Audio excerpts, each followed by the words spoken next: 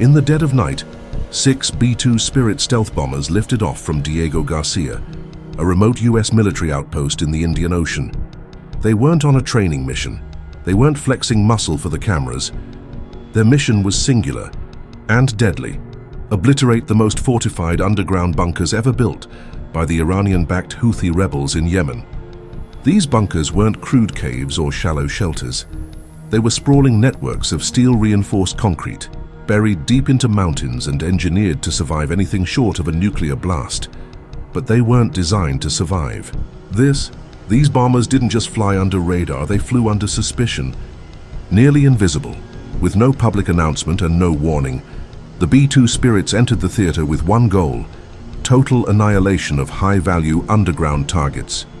Inside their open bomb bays, the most devastating non-nuclear weapon in the powerful American arsenal, the 30,000-pound massive ordnance penetrator, or MOP. And they weren't carrying one.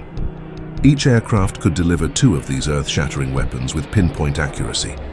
This wasn't just another airstrike, it was a demonstration, a message, and the world was watching, even if they didn't know it yet. The B-2 Spirit is a marvel of military engineering, often described as a ghost in the sky. Designed to be invisible to enemy radar, it doesn't just avoid detection, it denies it.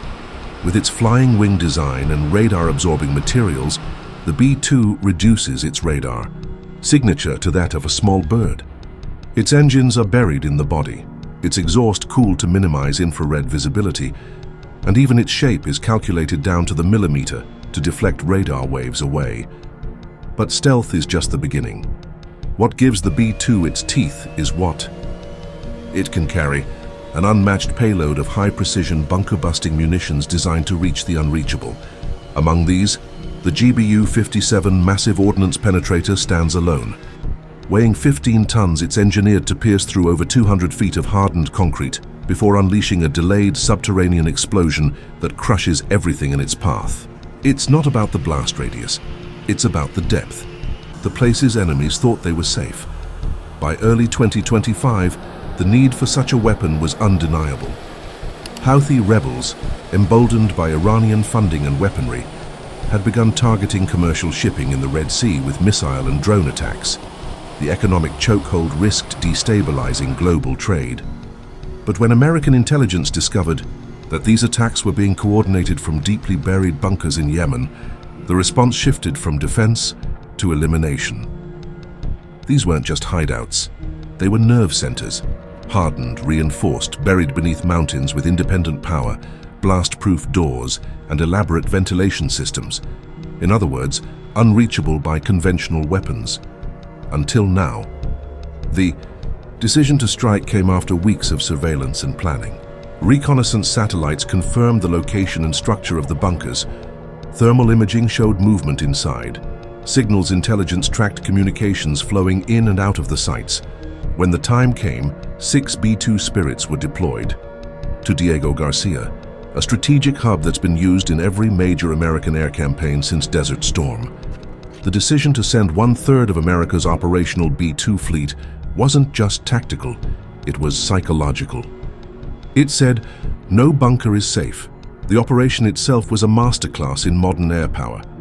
Each bomber flew thousands of miles to Yemen, refueling mid-air multiple times with KC-135 Stratotankers. These refuelings, carried out at hundreds of miles per hour, extended the B-2's range indefinitely. Every detail was rehearsed, from weather patterns to the geological composition of each target site. Mission planners used advanced terrain mapping to calculate the precise strike points, adjusting for rock density, soil layers, and even bunker door placement. As the bombers approached, their AN/APQ-181 radar kicked in, scanning the ground with millimeter precision while remaining undetectable to enemy systems. The MOPs were released at exact altitudes and speeds to ensure optimal penetration. Within seconds of impact, the Earth erupted. Craters the size of buildings swallowed bunker entrances whole. Reinforced steel doors were pulverized like aluminum cans. Shockwaves ripped through tunnel networks, collapsing chambers and obliterating anything stored within. Ammunition, communication equipment, personnel. Gone. The next morning, satellite images confirmed what the Pentagon had suspected. Multiple command centers and weapons stockpiles were completely destroyed. Not partially damaged, not compromised, gone. No surface activity, no signals, no heat signatures, just rubble. One senior defense official, speaking under anonymity, summed it up like this: "We didn't just blind them, we erased them." But the story doesn't end in Yemen. The psychological shock of these strikes sent tremors far beyond the region. Iran, who had provided the engineering support for these bunkers, immediately went silent on state-run media about the conflict. In North Korea, construction on new hardened missile silos reportedly halted within days. And in China, satellite surveillance detected a sudden spike in activity around mobile launch platforms. The message had been received. Fixed underground assets are no longer untouchable. This marks a profound shift in global military strategy. For decades, nations have poured billions into underground facilities, safe in the assumption that they were immune to conventional attack. That illusion was shattered in April 2025. And unlike nuclear weapons, which carry immense political and humanitarian cost, MOPS offer a surgical, legal, and devastatingly effective alternative. But what does it take to fly a B-2 on a mission like this? Only the most elite pilots are selected. Training takes years.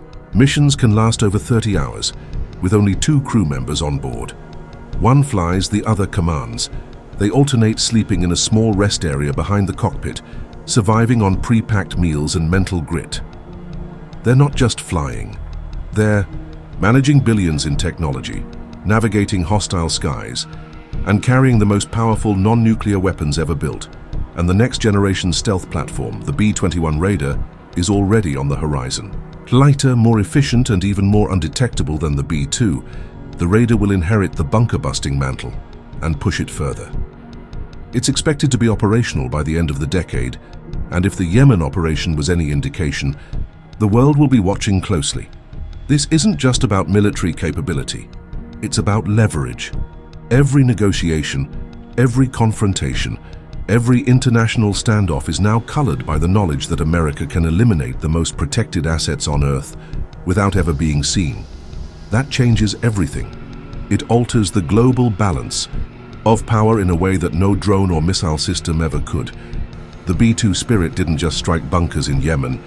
It struck fear into the hearts of leaders who once believed they could hide underground. And for those still building deeper, thicker, more elaborate subterranean fortresses, they now know it doesn't matter how deep you dig. The US can and will reach you. So the next time you see a photo of a B-2 Spirit silently slicing across the sky, remember, it's not just a plane, it's a promise, a warning, and proof that in the world of modern warfare, no place is truly safe.